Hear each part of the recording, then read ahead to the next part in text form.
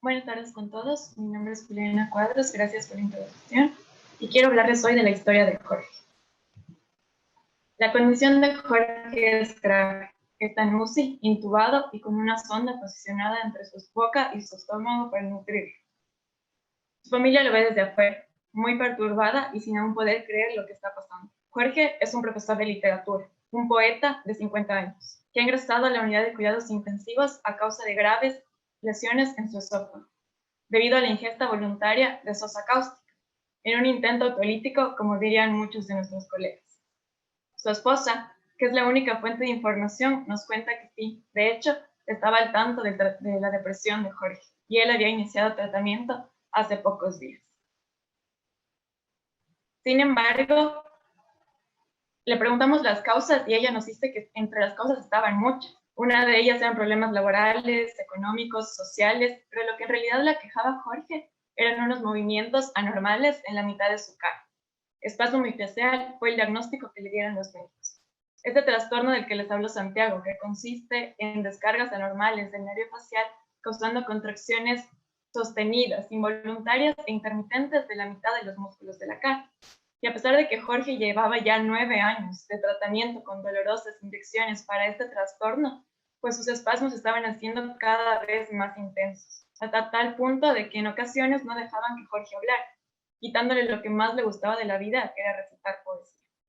Entonces Jorge pensó que si ya no tenía otra salida, que si ya no había otra opción, pues él prefería acabar con todo. Pero realmente esta era la única opción para Jorge. Es lo que se preguntaba Janetta en el año de 1965. Peter Janetta era un estudiante de neurocirugía, que mientras realizaba microdisecciones dentales para un trastorno parecido al espasmo miofascial, que es la neuralgia del trigémino, que consiste en descargas anormales del nervio trigémino causándole crisis de dolor en la mitad de la cara a los pacientes. Mientras él realizaba estas disecciones, encontró que en la mitad de las dos porciones del nervio trigémino, la pars mayor y la pars menor, se encontraba un acúmulo de fibras nerviosas, a las que él decidió llamarle pars intermedia. Y pensó que esta parte intermedia posiblemente llevaba parte de la inervación sensitiva de la cara. Lo que se hacía en los tiempos de Janetta para pacientes como Jorge con espasmo miofascial o con neuralgia del trigémino era una cirugía llamada risotomía total, que significaba cortar completamente la raíz del nervio craneal facial o del trigémino, causando un gran déficit a los pacientes, quitándole por completo la sensibilidad o la movilidad de su cara. Entonces Janetta, al encontrar esta parte intermedia, planea hacer una risotomía selectiva, que consistía en cortar simplemente la pars mayor y conservar la pars intermedia, dejando así que los pacientes conservaran parte de su inervación sensitiva en sus caras. Janetta propone esta cirugía en su hospital. Sin embargo, el jefe de neurocirugía niega completamente esto, de hecho lo prohíbe, porque piensa que Janetta no tenía suficiente fundamento para realizar esta cirugía. Afortunadamente, un amigo de Janetta, neurocirujano de otro hospital, accede a realizar esta cirugía y es así como en febrero de 1966 se realiza la primera risotomía selectiva del trigémino para neuralgia del trigémino. Y es durante esta cirugía que Janetta observa que hay una estructura vascular, una arteria que estaba comprimiendo la raíz nerviosa del par craneal 5 o trigémino. Y es ahí cuando él dice, esa es la causa del tic. ¿Y por qué tic? Porque a la neuralgia del trigémino se le conocía como un tic doloroso. Él estaba obsesionándose con esta idea de que la causa de la neuralgia del trigémino era la compresión vascular y empieza a hacer disecciones cadavéricas, en las que observa que solo los pacientes que tenían neuralgia del trigémino tenían realmente esta compresión vascular del nervio, no así como las personas sanas.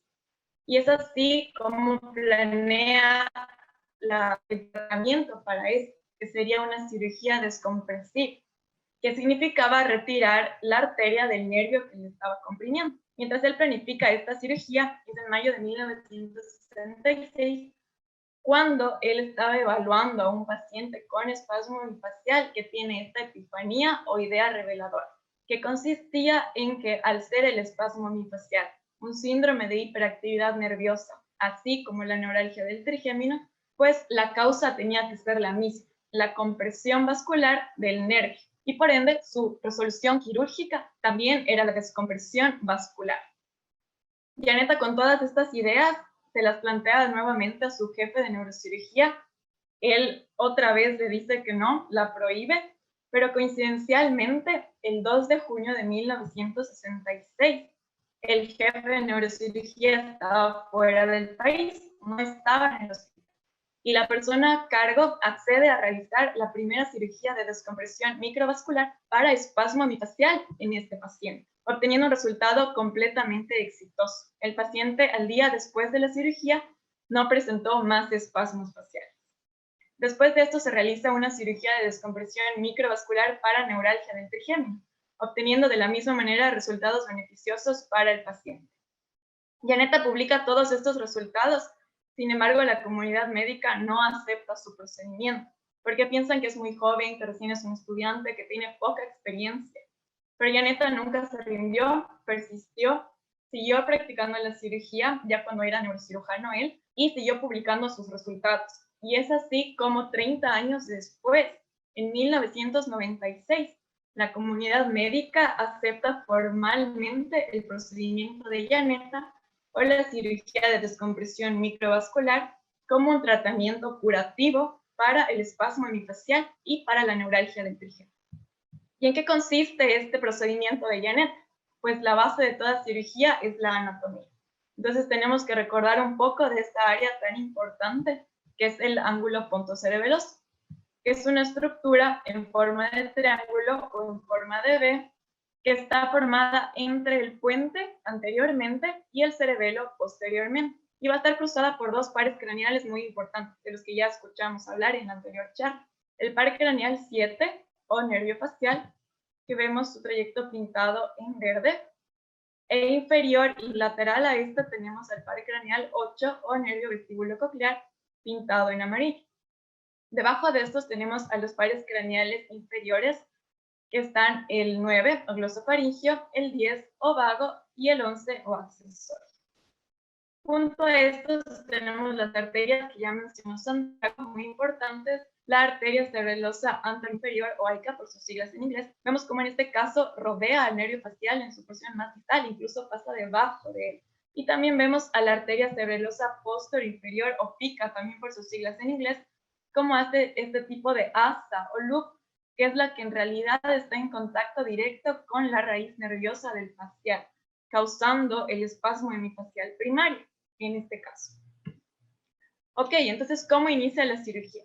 Pues la cirugía inicia con una incisión o un corte en la piel que se realiza en la porción posterior a la apófisis mastoides, por lo que se conoce como una incisión retromastoidea, la cual tiene de longitud aproximadamente unos 7 centímetros. Después de realizar este corte, se realiza una craniotomía, que consiste en extraer parte del cráneo para acceder a la cavidad encefálica.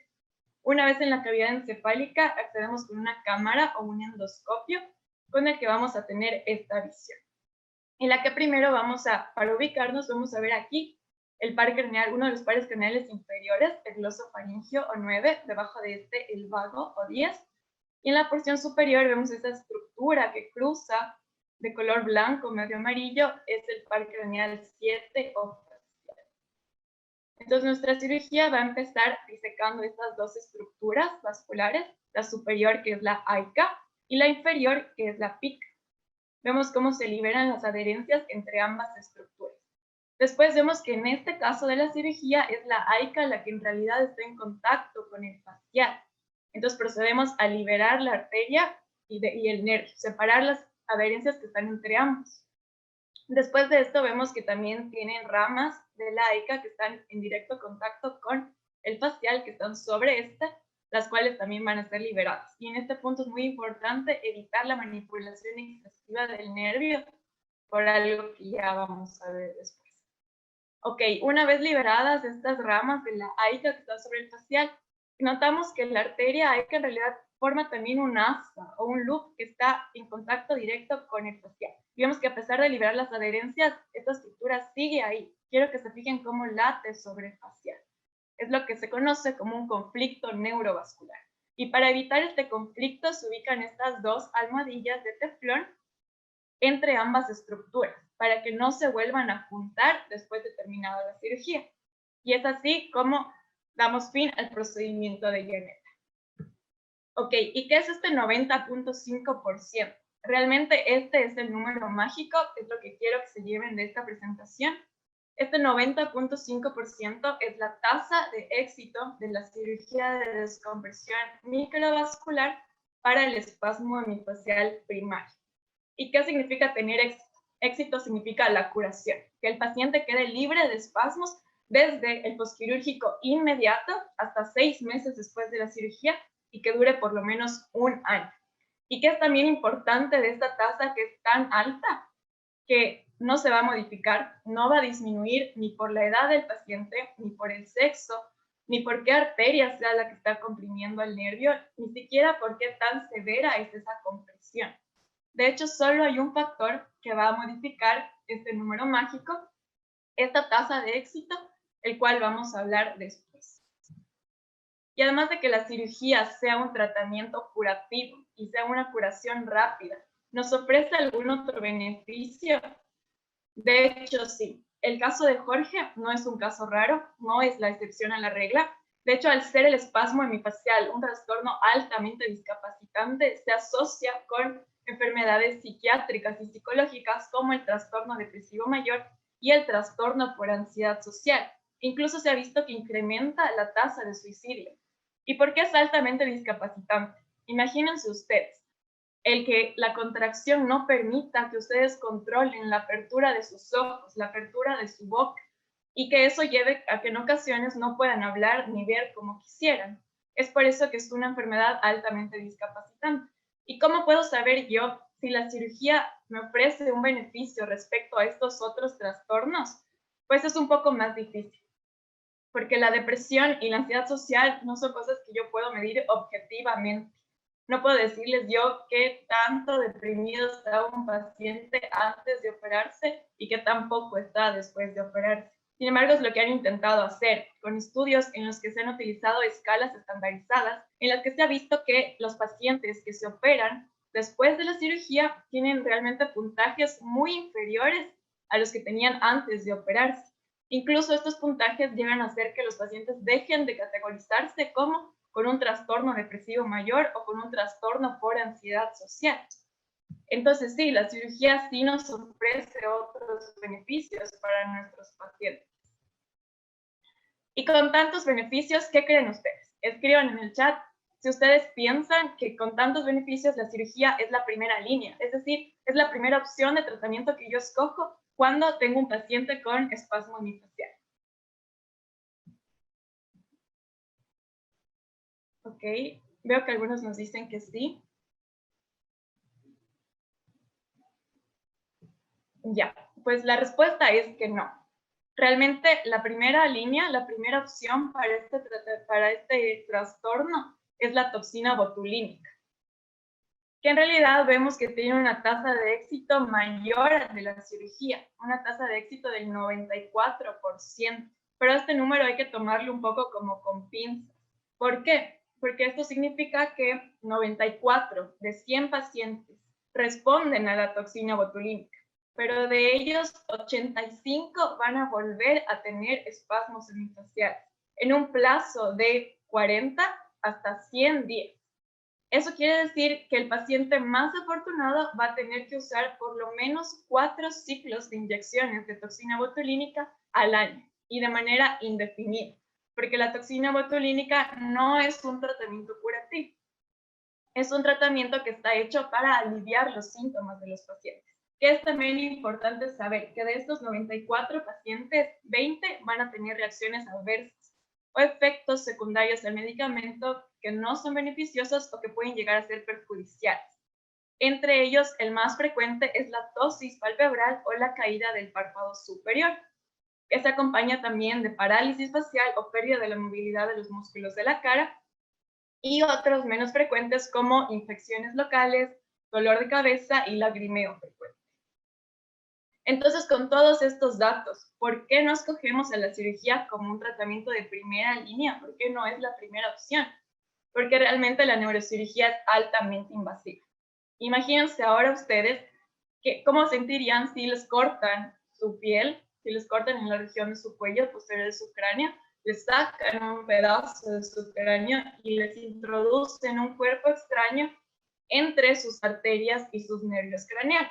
Además de ser un procedimiento altamente invasivo, también tiene un alto costo y es de difícil acceso para muchas personas. E incluso puede llegar a tener complicaciones mucho más graves que las mencionadas para la toxina botulínica.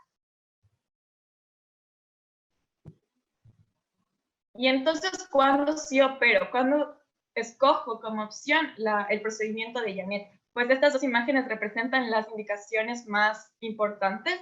La primera vemos una paciente que tiene una contracción sostenida del músculo orbicular de los ojos y orbicular del párpado que le impide abrir su ojo izquierdo.